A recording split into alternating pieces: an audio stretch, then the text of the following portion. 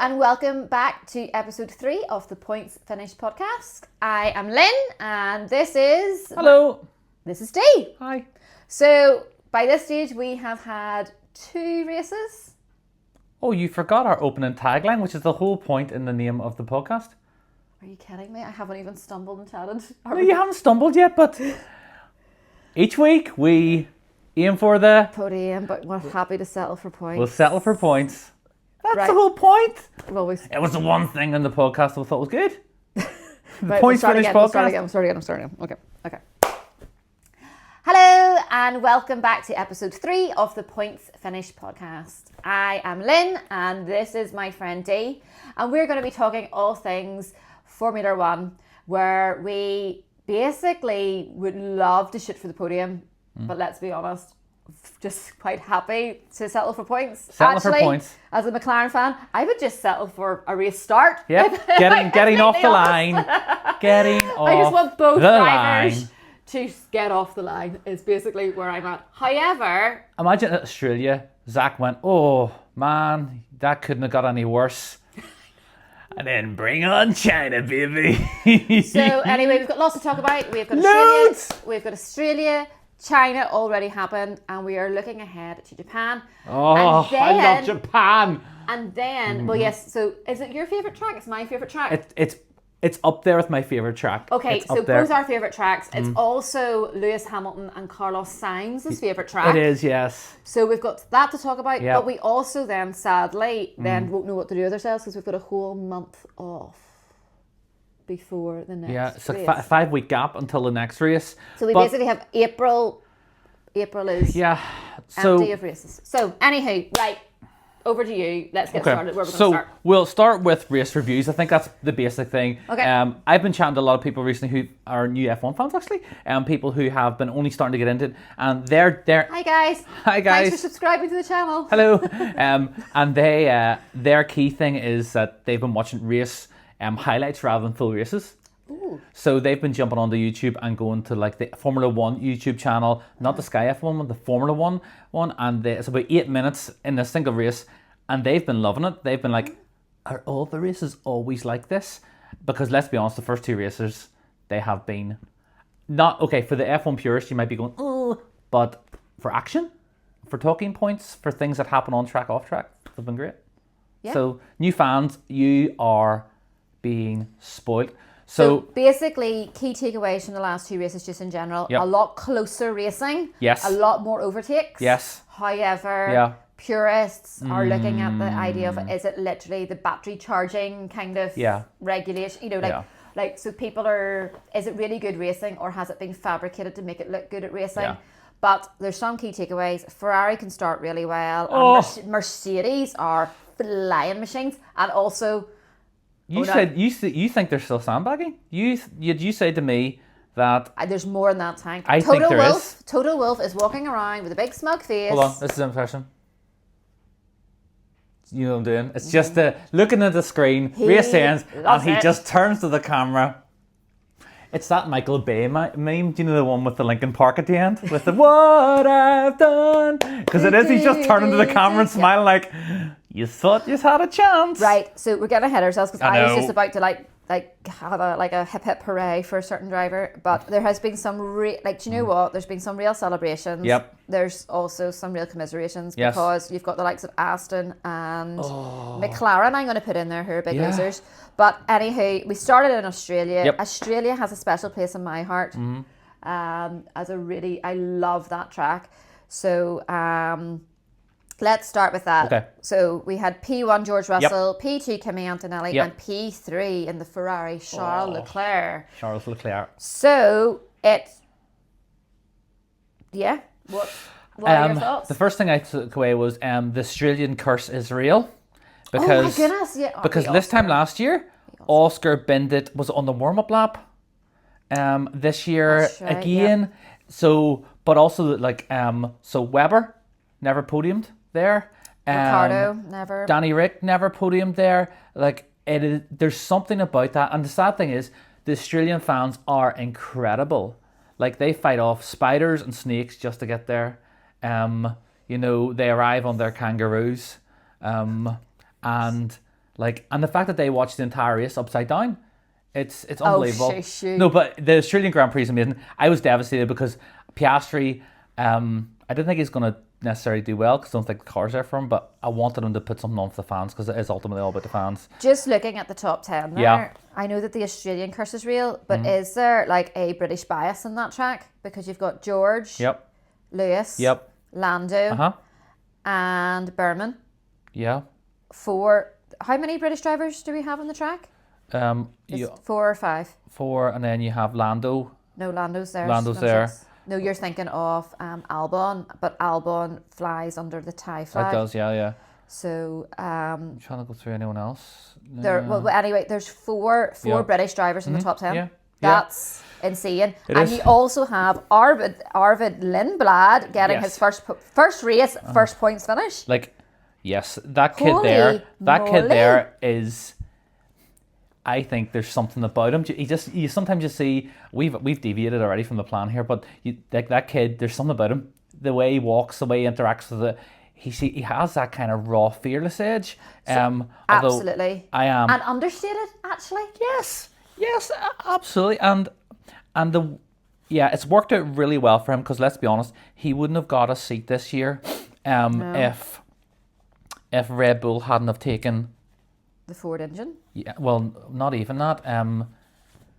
The fact that Yuki didn't work out, so he left Red Bull, which then brought in Hajar, which then freed up the Racing Bull seat.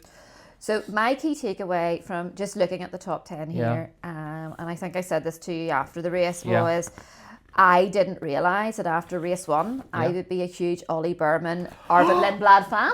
Ollie Berman is winning so many fans because it seems that he PR skipped the PR Zoom meeting and he swears. For example, the best one that he dropped recently was, instead of saying, okay, so a PR trained Formula 1 driver would be like, hey, so Ollie, you had a close call with someone there the other day. Can you explain what happened? Oh yeah, so I didn't see him, but thankfully, there could have been a big incident.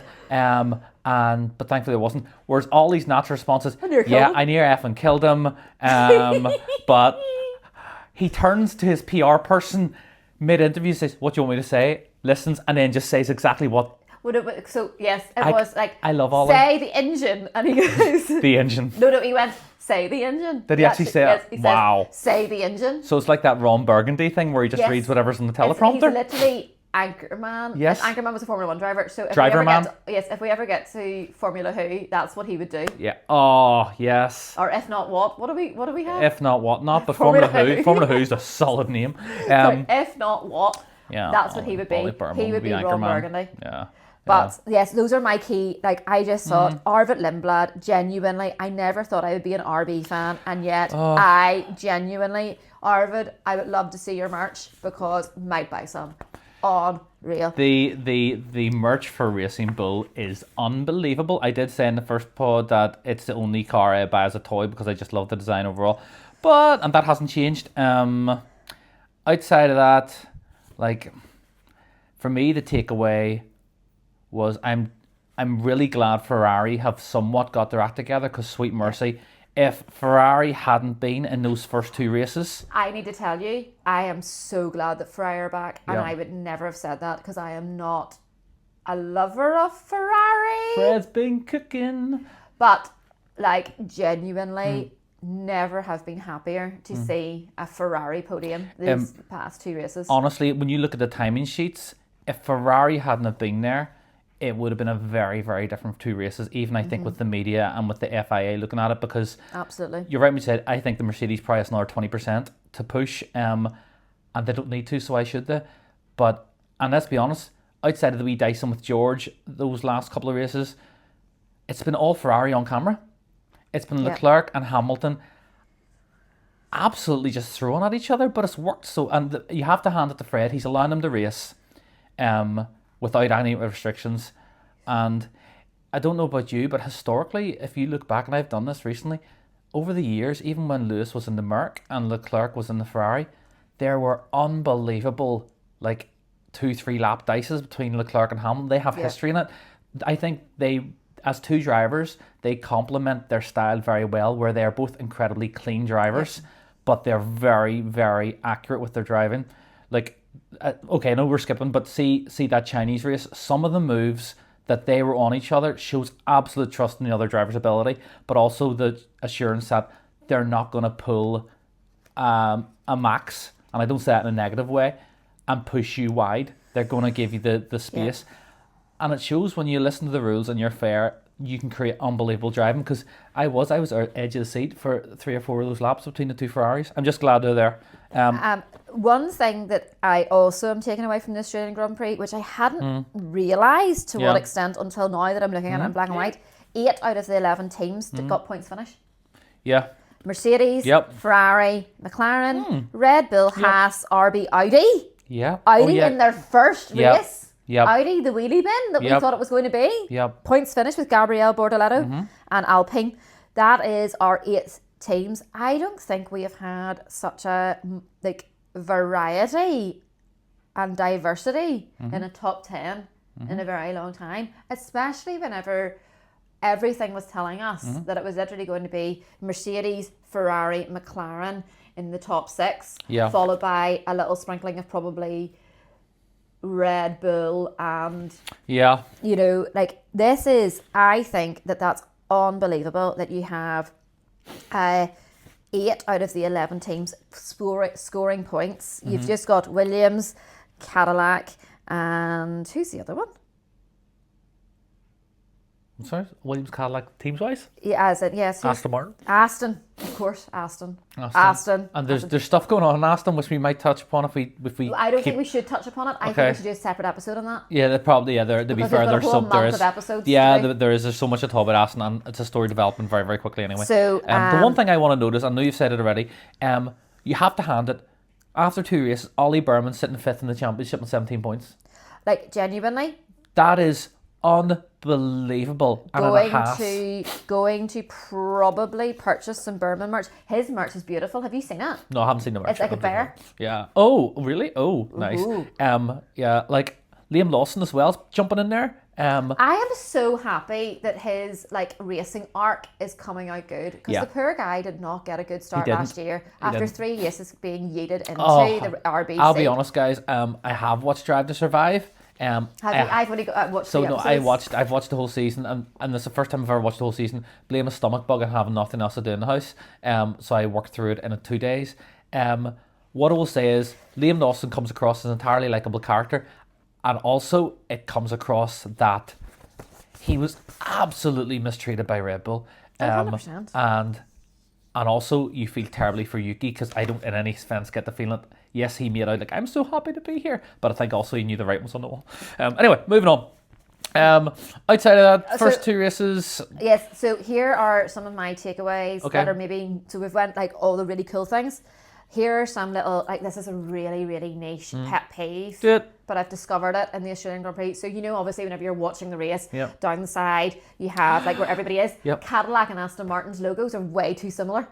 It's really hard to tell them apart. I didn't pick that up. Okay. And they're always really, because of where they just are in the field, they're always really close together. Yeah. So you need to know. Okay, So you see Alonso and Perez, and you have to, their logos are so similar whenever they're tiny. Yes, so it would be actually Audi and, okay, yeah, I get that. Okay. No, not Audi. Oh, sorry? Aston. Aston. Oh, yes. Aston and Cadillac. Yes, because you got the shield on. It's like the wings. Yeah. Okay. The wings and the shield look very similar. Okay.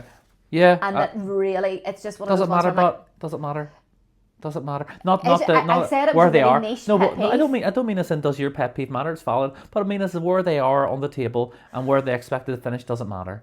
They have bigger things to concern themselves with. The other thing, and do you know what? I'm just going to try. I don't know if you're listening, JV, but mate, the Williams needs to do better. I'm sorry. It's okay. You've got take your time. I'm sure he's watching. James Files. Yep. Buddy. Yep. I know that you're one of my subscribers. Please, I'm begging you. I'm pleading with you. Please let Williams not be a Binlid this year. They're going to be a Binlid this year. They're absolutely going to be a Binlid this year. I think what's happened is he's went. James, come on. He's been aura farming right through the summer break, and he's had his glow up, and he's looked at his wee diary and he's went, oh, right, okay, so I've got a really important engine and balance meeting at 3. But I'm in a salon at 2. I don't think. And I'm getting a suit fitted at 2:30. I'm joking. I am joking. He looks sharp in a suit. He does look sharp in a suit. But then, and we're going to do an episode purely on Mercedes' new outfits, by the way. Because, oh my goodness, I sent you a link. Toto in the long black trench coat. He's given certain vibes, and I don't necessarily know if they're certainly good vibes. But he loves his wife, and we love We love Toto. We love a man we are who getting loves his so wife distracted. We have a list to stick to, and we're flying off. Okay, right, go. First two races on a whole, very positive. I think great for new people coming in to view the sport. Absolutely. I think Ferrari have rescued it, the two races in terms of action. And I think in terms of the new regulations, we'll look at that later on. I think it's time for a game. Okay, no problem. Grant. So I have a game. The game is box, box, box. Box, box, box. Box, box, box, box, box. We've got a theme tune apparently. Box, box. So we've got box, box, box. Lynn has to guess what is in my Formula 1 themed box. Do you want the box? Have we got the box? There's the box there. For those who don't know, this is a Formula 1 themed box. Which is literally the box that my shampoo came in. Yes. So it's Formula 1 themed box. It's a lightweight box, that's why it's not painted. We're staying true to Formula 1. It's a carbon fibre. Yes, it's not cardboard, it's carbon. It's carbon fibre painted to look like a box. And actually, this is going to be the new Aston Martin design next week. Going to put wheels on it, and it's going to be faster than the Aston Martin. Hold on. Start a race. Ready? This is now the Aston Martin. It's vibrating. Get it? Did you see the? I know we're digressing. Yes. Poor Alonso's hands. Yes. He's letting go. It's like the poor guy. How? And I know I'm rubbing my hands. The FIA are stepping in. I know we're talking about it later on, but the FIA are stepping in saying they got one race to fix it. If it's not fixed by Japan, they're stepping in. It came out last night. Did you not know this? I have not read anything about last night. I know the whole thing about Aston Martin leadership and it's all changing. But they've stepped in about the vibration thing because the FIA have seen the footage. They say that there has to be a point where they draw the line for risk of drivers. They say that if Aston Martin don't figure it out by Japan, they will step in and it'll either be dialing the engine back further, or they will just put a thing in the sand and say, you're not driving the car. They say for the driver to get the stage, they have to release the wheel. That's their line. Releasing the wheel is a line that they can't cross. And it's not like really to adjust it. It's to release for relief of the vibrations. It is brutal. It is absolutely brutal how they're driving the cars. Fair play. Anyway, box, box, box. This is a Formula 1 themed item, and you have 20 questions to guess it. And it is something that you will see frequently during the race. And it is situated at a race. 20 questions, go. Is it a flag? No. Oh, okay. Is it like a person? No, it's not a person. Is it like a role? No, so it's not a role or anything like that? No, it is not a human. Not a person, human personality, anything like that. No. And every track has this? Every track has it. And does it feature in every race? In every race. Does it feature in qualifying? Yes.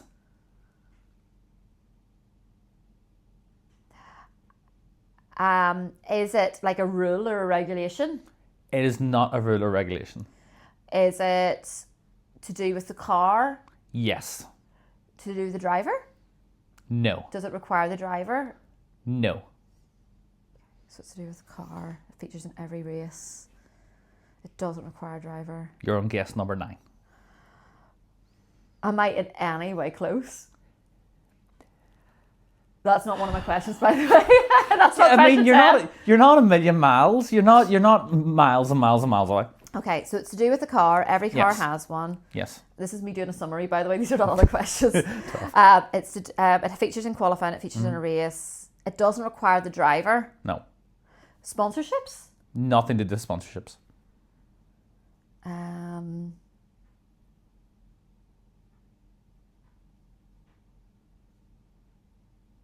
Would you like a clue at this stage? Yes, because anybody who's audio listening's been like, where has the podcast been? Because I've been too silent. Clue. Okay. It will only be used at certain periods during the race. Oh, is it like active arrow or something? Is it? No.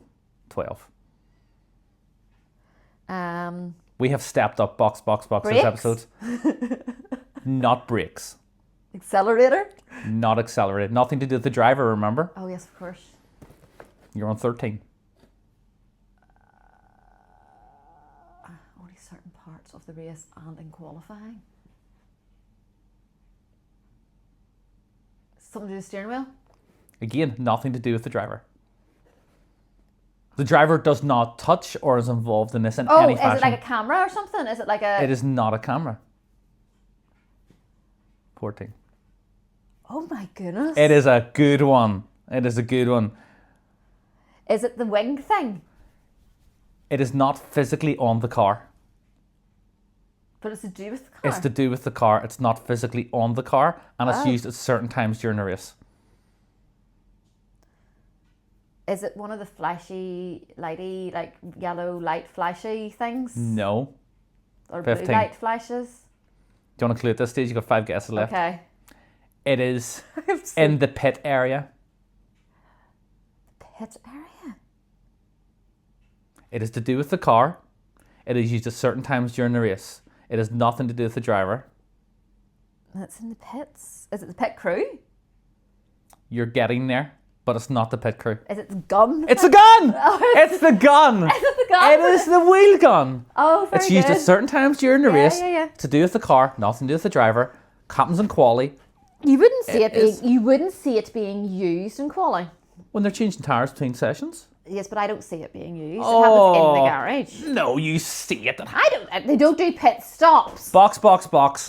15 is the closest you've got to failure so far. That is. So it's close, 15, and I did help you across the line. You did. I did help you you did. To across be, the I line. would never have got across. You were the line. heading off a different direction with I was like flappy going wings. like, yes. I was like, yes. HP on the Ferrari sponsorship. Flappy wings. Okay, right. That's great. So let's talk about China. China. China.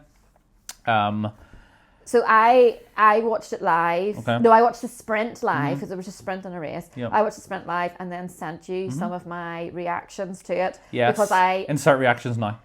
I'm joking, I wouldn't do that. You could though. It might get us more views. James Viles, if you're watching, I'm just a passionate F1 fan. So basically, the sprint was at like 4 a.m? Yeah, it was 4 a.m. 4 a.m. I got up. Nobody else in my house was awake. No. You obviously didn't get up for it. I was not waking up for a sprint. Up for the F1 race, So- not the sprint. But like the first 4 or 5 laps were unbelievable racing. And so I They had the recorded- noises that were made. I recorded myself because there was no one to share it with. I actually have commentary as well. Like I've got loads of videos. I only sent you one. Oh. But just because it was unbelievable racing. But watching it back, I realised that I'm quite a my facial expressions are quite key on the whole They are. on the whole F1 viewing. I didn't realise how much my face expresses. Yeah. If Is you that listen- a normal day life? Do I make funny faces in normal Yeah, day yeah. life? Oh, right, okay. But also, I think if you just listen to the sound, that's why we probably can't put it in. Because Right enough. it would either get us cancelled or Yes, it would people sound- would go, it's a birthing podcast. Because at one point you hear, so, like a James Viles is dilated at that stage. It's like, sweet Lord. It's like, could you imagine listening to that on a car podcast with your window down and someone just walking keep past and forgetting. go, that person's made a lifestyle choice I listening keep to that on a pod. forgetting that we have people watching it and then people listening to it. On the Spotify. So shout out to Jack who does listen to it. So Jack, Yes, hi Jack. who works alongside us, Yes. he's been very good at giving us pointers. He has been. He Um, has been. and he is an audio listener. So And Jack, you were the one who said to me about jumping into the highlights. So, yes. Jack, Jack's you been get a wee jump- feature to this So, hello, episode Jack. is dedicated to you, Jack. Yep. Well done. Dedicated to you. I will see you in 2 hours' time because we start work together in 2 So- hours' time. China, for me, the hype around China, yes, and China. I'm going to be neutral because I am a Hamilton, I'm a Ferrari guy. Oh, don't be genuinely- neutral about okay, that. right, That fine. was unbelievable. So- I'm sorry. so- A moment for Hamilton. So, as someone who's followed Hamilton since he started with McLaren all those years ago, and people out there might get it, there was a genuine glimpse, and people throw it about like, oh, old Hamilton's cooking, he's back. There was a glimpse of the swagger. There was a glimpse of how he carried himself. And it was just, and even if nothing else happens the rest of the season, but I think it will, it was just so good to see someone succeeding at the thing they love at the level that they were used to and accustomed to. I think genuinely, probably my favourite podium in a long time. Yeah. You had Toto Kimi, said that. Kimi Antonelli. Did he say that? Did he? Toto said that? There's a great video clip of Toto putting a poster up on his wall, and it's Kimi, George, Lewis, and Bono. And Toto just said, and I maybe didn't pick reunion or up. something, He said, "There's my 3 drivers," and I was just like, and then he upset and Fred give him a hug. On the clip, he was talking to Lazenby, and he goes, "First time ever, I've got emotional on a podium." And then Fred, and he says, "Our drivers," and then Fred give him a handshake, and then Fred and Toto hugged. It was just lovely. That is nice. It was lovely, just the way horny you So stand I just love the podium because you had Kimi on his first win. Oh, what a moment. What a Unbelievable moment. talent. Yeah, I think had George is worried. I'll touch upon that later. George just the most consistent driver at the moment on the track. And then you've got Lewis on the podium, like genuinely was saying real life prayers to stop Leclerc taking Hamilton, because it was looking likely at one stage. Do you know, I understand what you mean by that, but I think it was a great race for Leclerc. He came out and said, I had a lot of fun and stuff, but I think Leclerc will have went back to his truck going, if Hamilton's here now in this car and we've got equal cars, I think I'm in diffs, because I still maintain, I think Hamilton in the car that works for him, I think he can still do things that other drivers can't. I think it comes down to just natural given ability to read the track and to put the car outside on wide where other drivers don't think of doing or seeing things or dipping into 20 years of experience. And I think Leclerc's probably the 3rd best driver in the grid this year. But I just think when it comes down to wheel same car, Hamilton will have his number. Maybe not points across the season, but wheel to wheel. Talking about great drivers, Max Verstappen, 7th in China, Yeah, DNF. 8th in... DNF. 6th in Australia? No, he was 7th in China. And he was 6th in Australia. Oh yeah. No, hold on. No, 1 second. No, that's hold on. Max did not finish. One race did he not? Was that the sprint? Am I thinking it was a sprint? Let me see. Because Australian Grand Prix Melbourne. Yes, you're right. Sorry, yeah. Classified as 6th. Yes. So and classified as 7th in the Chinese Grand Prix. As a 4-time world champion in a Red Bull, he hasn't changed teams. He hasn't done a Vettel and moved to Aston. Yeah. Oh, Lord. Or something like that. Yeah. He is still in the same car, same team that he has started with and won his championships with. This is a really tough start to a season for him. Yeah, I think also the fact is suddenly, like the number 2 driver is not the number 2 driver in Red Bull at the minute, because I think Isaac Hadjar, take a bow. Hadjar is showing. I think because the car is so radically different, I think the fact that Uncle Marco's gone, Christian's gone, there's no longer that we're all in for Max. There's whispers starting that Max might not see till the end of the season. I don't think so. I've heard those whispers, but I genuinely more. think I don't think that they've came from any credible sources, so we can't take them seriously. No, but he is one of the ones coming out going, if you like this racing, you're not a racing driver. If you like this kind of car, you don't know how to race. It's not fun. But blah, you don't blah, think blah. that's sour grapes because he's not winning? It's absolutely sour grapes. Also, the fact that I did thought it was hilarious that he came out after the race, but if you like these kind of racing and this kind of cars, you think it's fun, you're not a real race driver, you don't know how to race. Camera cuts straight to Hamilton going, man, this is the most fun I've had in a long time. These cars are great. They're so easy to drive, blah, blah, blah, blah. If it was roles reversed, 100%, they want to win. Them guys want to win. Max wants to win. I think his frustration is the car can't do what he's used to doing. Big late dive bombs around the outside, all the technical. If that car can't do it, it hasn't been designed for Max. It's been designed to be a car for both of them. And I think Max is really struggling with that. So teams that are not struggling though, if you look at Chinese Grand Prix, you have double points finishes for Team Mercedes, Ferrari, Racing Bulls, and never thought I would say this if you took last season into account, Alpine got a double points finish. Pierre Gasly in 6th, Franco Colapinto in 10th. Flavio? like you could, I don't want to give him airtime, but the drivers are doing a sterling job. And also, like RB, take a bow. Yep. So, like, genuinely, yes, Ferrari and Mercedes are doing Ferrari and Mercedes things. Very thankful for them to be on the tracks. We're getting a lot of overtakes. Yeah. But the midfield is an exciting place to be watching right now. It really is. And what I will say is, if you look at that top 10, Mercedes engines represented, Ferrari engines represented, Ford engines represented.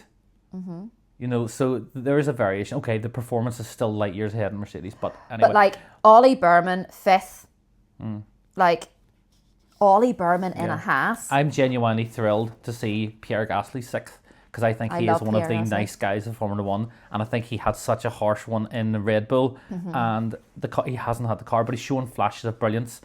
Again, for me, he's a top 6 talent driver, not necessarily where he'll finish in championship, but when it comes to actually natural ability, he's up there. So, and if you look at the 2 races, like at the current driver standings, which to be honest, like after 2 races doesn't really mean anything, but you've got 7 constructors represented in the top 10. Yeah. With Haas at 5. Yeah. With Ollie Berman there. Ollie Berman's at 5, so there's a Haas. So you've got Mercedes, Ferrari, Haas, Lando in the McLaren, Gasly in the Alpine, Max Verstappen 8th in Red Bull, and then Liam and Arvid Lindblad in the RBs, 9th and 10th in the current driver standings.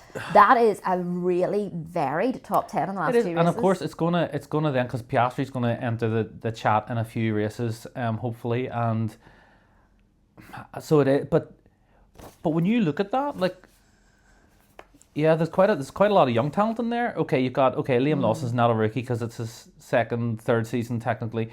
You got Lawson, Arvid Lindblad, you have Berman, you know, you've Kimi Antonelli. Cars aside, like that's nearly half that top 10 are all very young drivers. You know, you love to see it. What did Kimi say? Kimi said on the podium. Lewis congratulated him, said, "I remember my first race," and Kimi Antonelli's response was, born yet or something? "I was 1 year old when you won your first race in F1." Mental. Anyway, moving on. So moving on, just to curve this along. So things that the key takeaways, we've got 2 key takeaways is Mercedes have won both races. And I think they'll win most of the races this year. And it's looking like it's going to be an Antonelli-Russell title fight. Yep. But Ferrari are going to give them a run for their money. That is basically what we are looking at. My big surprise is that McLaren are just tanking with their Mercedes engine. There is something there that's just not working. And that's a big surprise to me. Yeah. True. Like when so Oscar Piastri in his during the race interview, I think it was, he jokingly said, I don't remember the last time where I have got to watch 2 full races back to back. Yeah. That's a dig as well. Right. When have you ever seen a driver having 2 DNSs? Yeah, that was I was listening to was it Sky Sports F1, and they were trying to backdate the last time someone didn't start 2 races because of and it's not even a did not finish. It's a do not start. He said 2 do not start. I also see, I know I did see something really interesting as well, that they went look at the top 3 that finished last year.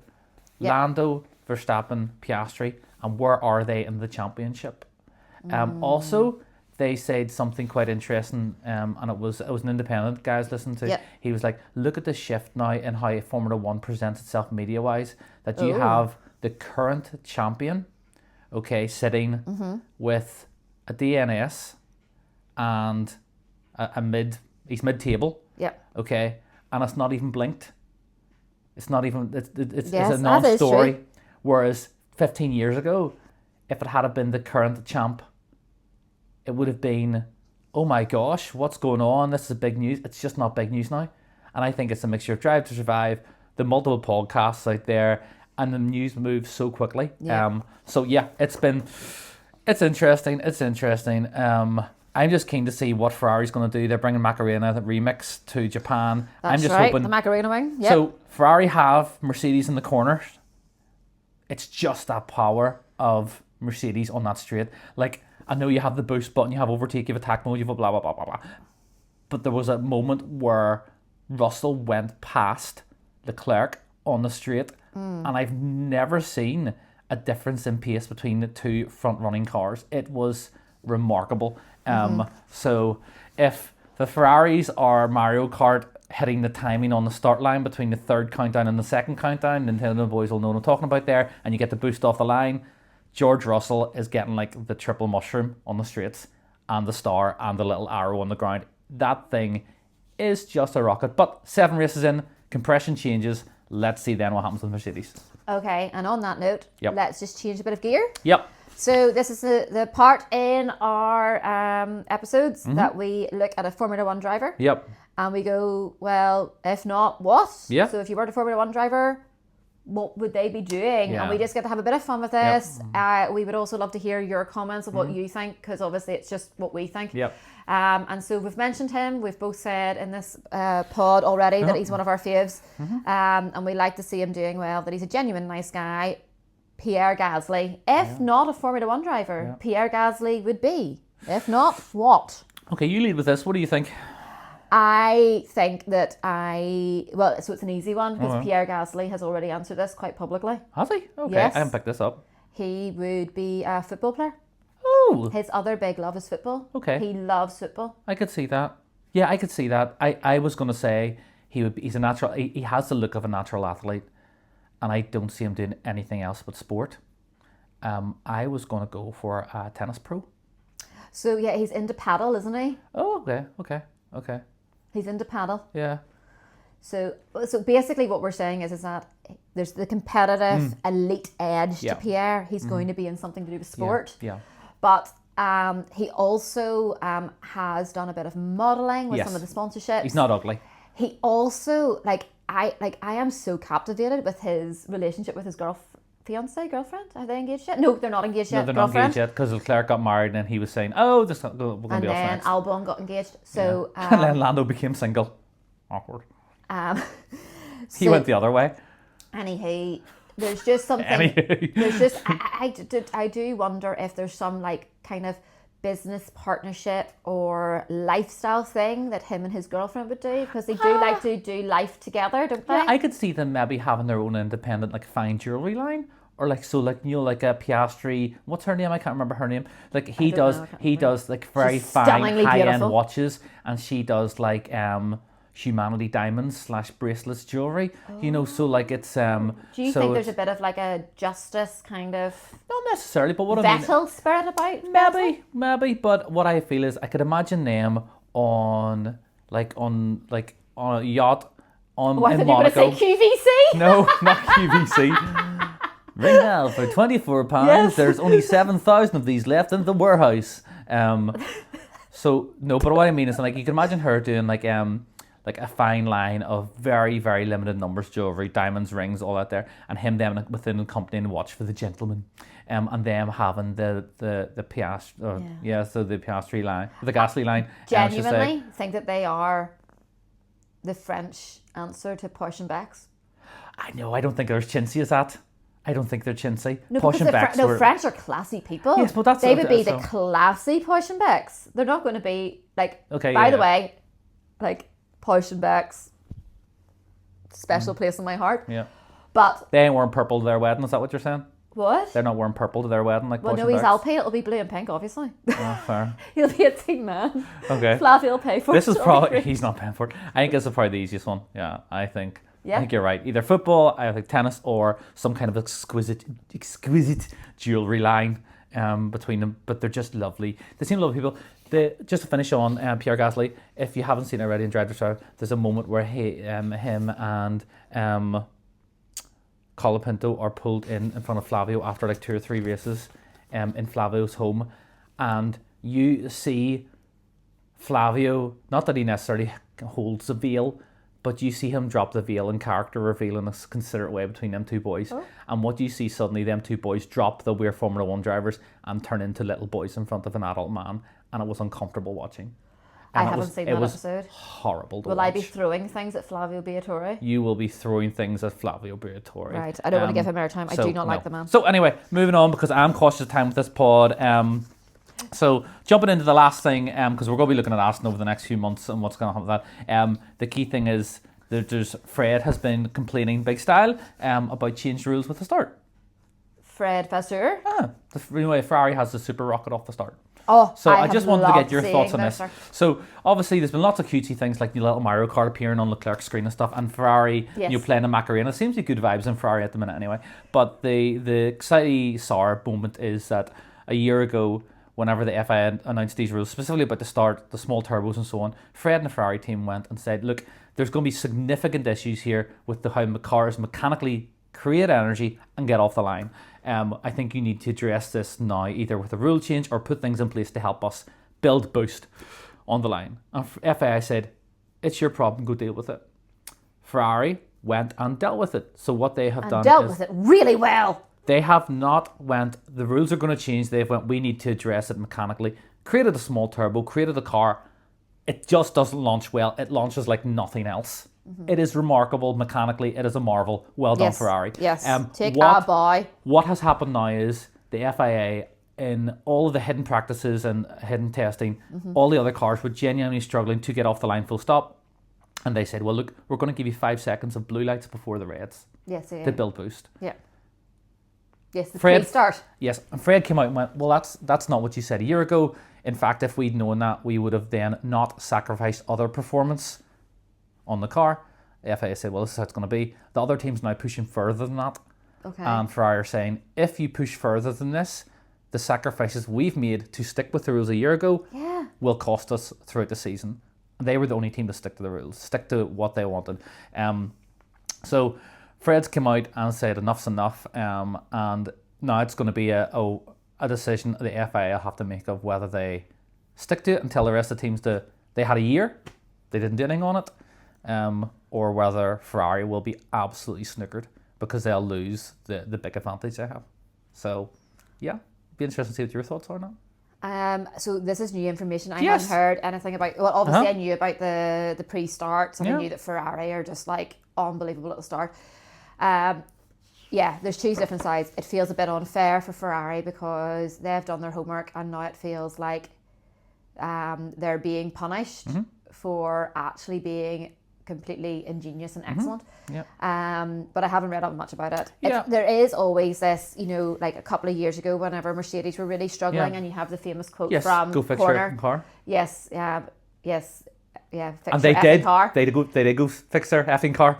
And But Horner went and lost his effing job. Yes, it's just I